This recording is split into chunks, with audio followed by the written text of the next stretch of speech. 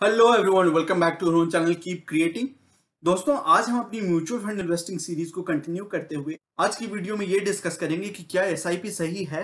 आप कई जगह सुनते होंगे कि म्यूचुअल फंड सही है, एसआईपी सही है, तो हम ये समझने की कोशिश करेंगे कि क्या एसआईपी यानी सिस्टमैटिक इन्वेस्टमेंट प्लान और सिस्टमैटिक इन्वेस्टिंग ये दोनों क्या सेम चीजें हैं या इनमें कोई फर्क है, और अगर फर्क है तो वो क्या है। इस सीरीज की पहले की सारी वीडियोस को अगर आपने अब तक चेक नहीं किया है तो आप काफी यूजफुल इन्फॉर्मेशन मिस कर रहे हैं। हमने कई फंडामेंटल और एसेंशियल टॉपिक्स पे काफी डिटेल डिस्कशन की हुई है जो आपके लिए बहुत यूजफुल हो सकते हैं। चैनल पे सारी प्लेलिस्ट को चेक करें, वहां पे आप इन सारी वीडियोस को एक साथ देख सकते हैं। इसकी लिंक अपर राइट कॉर्नर पे आ रही है जो मैं डिस्क्रिप्शन बॉक्स में भी डाल दूंगा।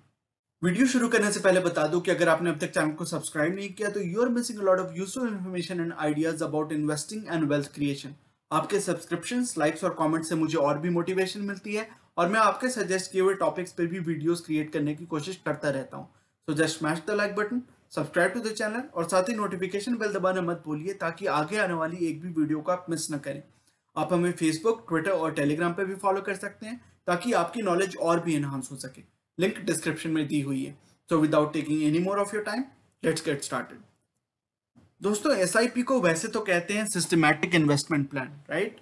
लेकिन एसआईपी में बेसिकली होता क्या है? Let's try to understand that first. SIP का वैसे तो फुल फॉर्म है सिस्टमैटिक इन्वेस्टमेंट प्लान, लेकिन बेसिकली होता यह है कि आपके बैंक अकाउंट से हर महीने की एक फिक्स डेट को कुछ पैसे कट के किसी फंड में या किसी म्यूचुअल फंड में इन्वेस्ट हो जाते हैं। वो डेट फंड्स भी हो सकते हैं, इक्विटी फंड्स भी हो सकते हैं। इररेस्पेक्टिव ऑफ दैट, आपके बैंक से कुछ पैसे कट के हर महीने किसी फंड में इन्वेस्ट हो जाते हैं ऑन अ सर्टेन डेट। तो एसआईपी कोई सिस्टमैटिक इन्वेस्टिंग नहीं हुई, ये एक ऑटोमेटेड इन्वेस्टिंग हुई। नाम भले ही इसका सिस्टमैटिक हो, लेकिन इसमें सिस्टम वाली कोई बात नहीं है, कोई कुछ भी सिस्टमैटिक नहीं है इसमें।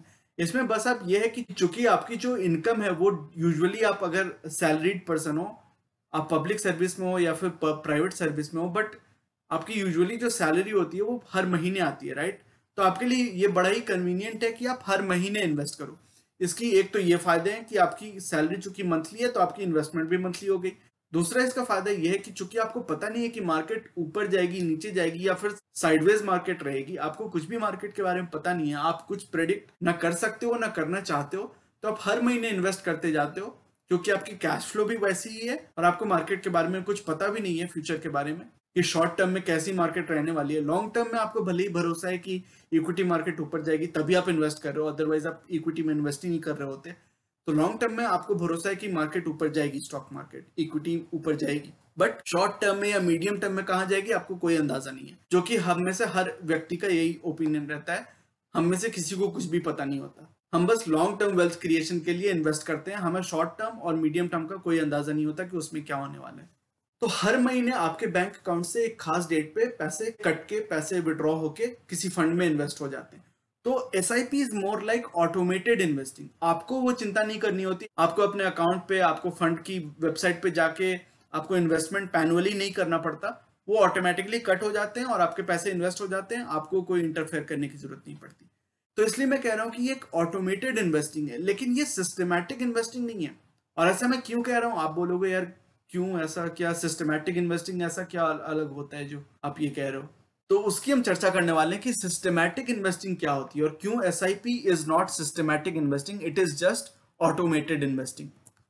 तो सिस्टमैटिक इन्वेस्टिंग में बहुत सारे पार्ट्स होते हैं, बहुत सारे कंपोनेंट्स होते हैं। सबसे पहले तो सिस्टमैटिक इन्वेस्टिंग का मुझे लगता है कि पहली जो स्टेप है वो आपकी फाइनेंशियल प्लानिंग की पहली जो स्टेप होनी चाहिए वो होनी चाहिए गोल बेस्ड इन्वेस्टमेंट प्लानिंग होनी चाहिए आपकी।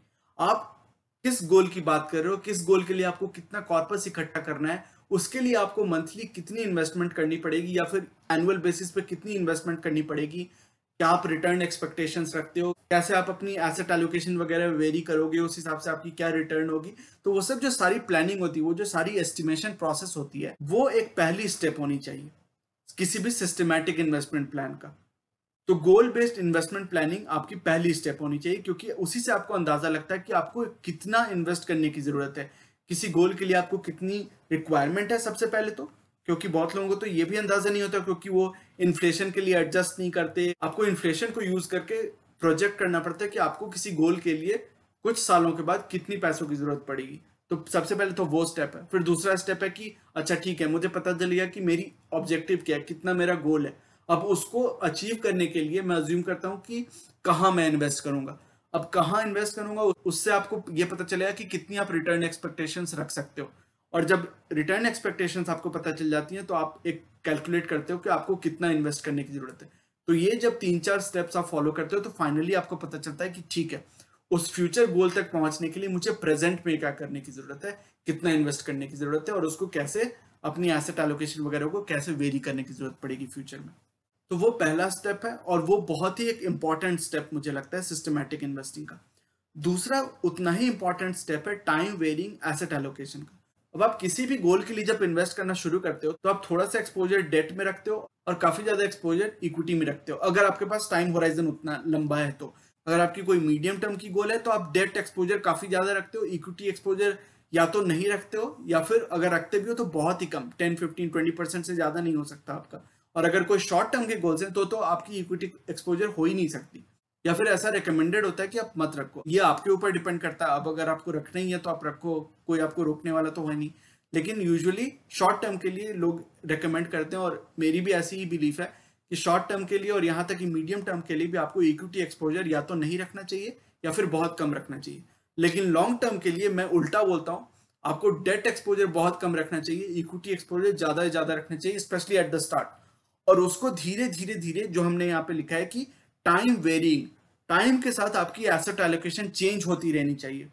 और उसके बारे में हम एक अलग वीडियो में मैं क्रिएट करूंगा एसेट एलोकेशन के ऊपर, जिसमें हम बात करेंगे कि क्या आपको हर कुछ साल पे अपना इक्विटी एक्सपोजर कम करना चाहिए या फिर अपने गोल्स पे आप जब पहुंचने लगते हो तब आपको इक्विटी एलोकेशन कम करना चाहिए अचानक से, या फिर हर साल थोड़ा थोड़ा घटाना चाहिए। तो ये बहुत सारे टेक्निक्स होते हैं, बहुत सारी स्ट्रेटजीज हो सकती हैं जो अपने हिसाब से आप on a subjective basis decide कर सकते हो कि आपको क्या सूट करता है, आप किस में ज्यादा कंफर्टेबल फील करते हो। लेकिन मेरी व्यू में सिस्टमैटिक इन्वेस्टिंग का एक बहुत ही बड़ा कंपोनेंट है एसेट एलोकेशन। और वो एसेट एलोकेशन फिक्स नहीं होगा, that asset allocation is a very dynamic component, is a very dynamic feature. और वो टाइम के साथ वेरी करता जाएगा, टाइम के साथ बदलता जाएगा। तो हर साल आपकी एसेट एलोकेशन थोड़ी चेंज होती रह सकती है अगर आप उस स्ट्रेटजी को फॉलो करते हो तो। और इस एसेट एलोकेशन को अचीव करने के लिए आपको रेगुलर और डिसिप्लिन्ड वे में रीबैलेंसिंग करनी होगी। क्योंकि अगर आपने फिक्स किया हुआ है कि आपकी एसेट एलोकेशन इस साल के लिए किसी खास गोल के लिए करंट ईयर में आपकी एसेट एलोकेशन कुछ सर्टेन नंबर होनी चाहिए इक्विटी में और डेट में, तो वो यूजुअली आपकी मार्केट मूवमेंट के साथ वो जो वैल्यू होगी वो चेंज होती रहेगी, राइट। आपने अगर लेट्स से डिसाइड किया हुआ है कि आपकी 70% इक्विटी एक्सपोजर होनी चाहिए, 30% डेट एक्सपोजर होनी चाहिए किसी खास गोल के लिए इन द करंट ईयर, 2020 में आपकी एक्सपोजर ये होनी चाहिए। तो मार्केट मूवमेंट के कारण मार्केट अगर ऊपर जाती है तो वो 70 का हो सकता है 72 हो जाए, तो आपको उसको खींच के फिर से 70 करना होगा और डेट एक्सपोजर फिर 30 हो जाएगा। या फिर स्टॉक मार्केट अगर नीचे चली जाए तो हो सकता है कि आपकी जो डिजायर्ड एलोकेशन 70 है उससे घट के आपका पोर्टफोलियो एलोकेशन हो सकता है 65 हो जाए। तो उसको आपको फिर उसको पुल करके आगे खींच के ड्रैग करके उसको 70 तक फिर से लाना है। तो ये आपकी हर साल एनुअल रीबैलेंसिंग चलती रहनी चाहिए ताकि आपकी जो एसेट एलोकेशन है वो इंटैक्ट रहे, आपने जो प्लान किया है उस हिसाब से आपकी एसेट एलोकेशन बनी रहे।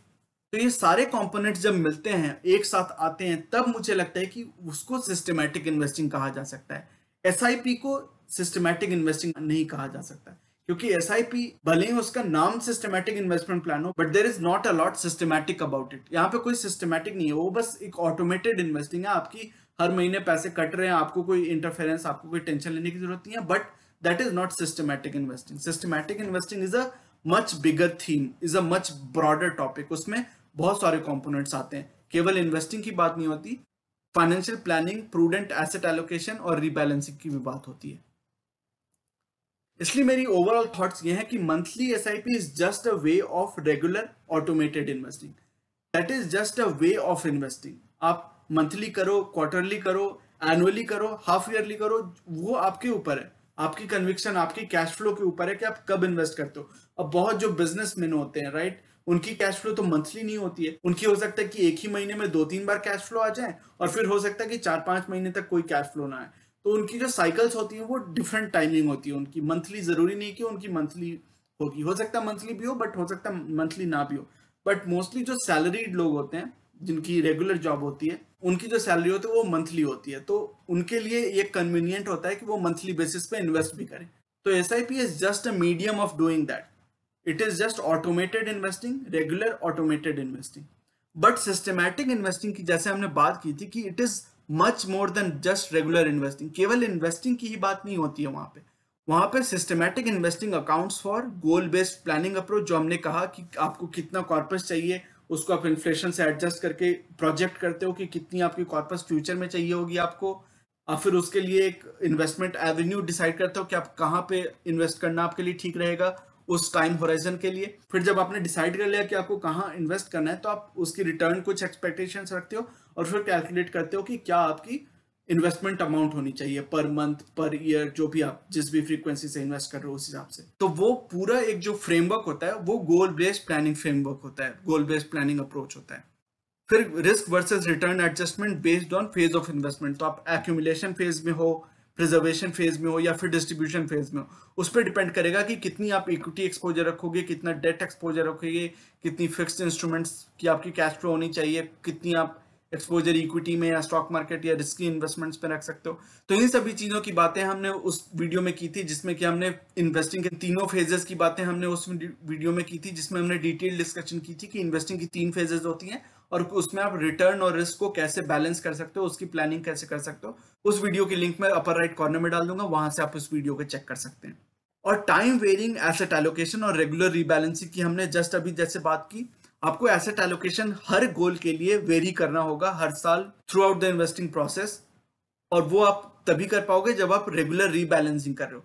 तो ये सब सारी चीजें जब आप मिलाते हो, इन सारी चीजों को जब कंबाइन करते हो तो वो कहलाती है systematic investing. SIP is not systematic investing. तो ये बात जब आप समझ गए और जैसे जैसे आप इन्वेस्टमेंट में ग्रो करोगे, जैसे जैसे आप फाइनेंशियली वेल इन्फॉर्म्ड होगे, आपकी नॉलेज बढ़ती जाएगी, तो आपको ये बातें खुद समझ में आने लगेंगी कि SIP, केवल SIP को SIP वो सिस्टमैटिक इन्वेस्टमेंट प्लान कह देने से वो सिस्टमैटिक नहीं हो जाता। सिस्टमैटिक जब प्लानिंग की बात कर रहे हैं, सिस्टमैटिक इन्वेस्टिंग की बात कर रहे हैं, तो उसमें बहुत सारे कंपोनेंट्स होते हैं और SIP is just one part of it. और SIP just takes care of the investing part. आपके प्लानिंग पार्ट और asset allocation, risk versus return, goal based planning, ये सब चीजें SIP के थ्रू नहीं हो सकती। ये सब चीजों का ख्याल SIP नहीं रखती है। SIP केवल आपके इन्वेस्टिंग का ख्याल रखती है और वो भी एक ऑटोमेटेड तरीका है। आप SIP नहीं भी करो तो भी आप इन्वेस्ट कर सकते हो। आप मैनुअली हर मंथ, हर क्वार्टर, जैसी भी आपकी कैश फ्लो उस हिसाब से मैनुअली इन्वेस्ट कर सकते हो। आपको जरूरी नहीं है कि आप SIP कर रहे हो तभी आप इन्वेस्टिंग कर रहे हो, ऐसी कोई बात नहीं है। भले ही इस तरह की इमेज क्रिएट कर दी गई है म्यूचुअल फंड इंडस्ट्री के द्वारा कि SIP कर रहे हो तभी आप इन्वेस्टिंग कर रहे हो, लेकिन वैसी बात नहीं है। मोस्ट लोग SIP इसलिए करते हैं क्योंकि उनकी कैश फ्लो मंथली बेसिस पे होती है, but that does not mean कि SIP is the only way to invest. कुछ लोग मंथली मैनुअली इन्वेस्ट करते हैं, तो कुछ लोग क्वार्टरली इन्वेस्ट करते हैं, ईयरली, एनुअली इन्वेस्ट करते हैं। जैसी भी आपकी कैश फ्लो उस हिसाब से आप इन्वेस्ट कर सकते हो। तो मेरी रिक्वेस्ट आपसे ये है कि आप अपने थॉट्स और क्वेश्चंस कमेंट्स में डालें। मैं श्योर हूं कि इस चैनल पे हम ऐसी थॉट प्रोवोकिंग चीजें डिस्कस करते हैं जो बहुत ही फंडामेंटल है, बहुत ही बेसिक है, लेकिन ज्यादातर लोग इन चीजों के बारे में सोचते नहीं है या फिर उनके ध्यान में नहीं आता कि वो कैसे डिस्टिंग्विश करें कि सिस्टमैटिक इन्वेस्टिंग क्या होती है और SIP क्या होती है, इन दोनों में क्या फर्क है, क्या SIP सच में सही है या गलत है।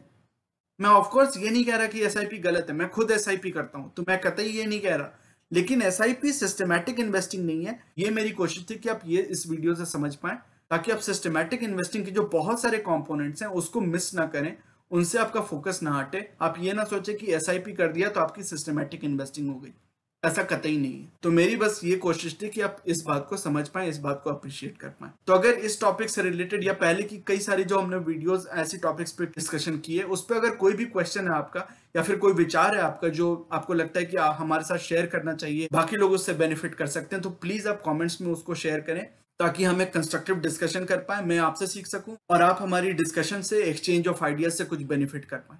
तो I look forward to your thoughts and questions in the comments. तो दोस्तों ये था आज का वीडियो।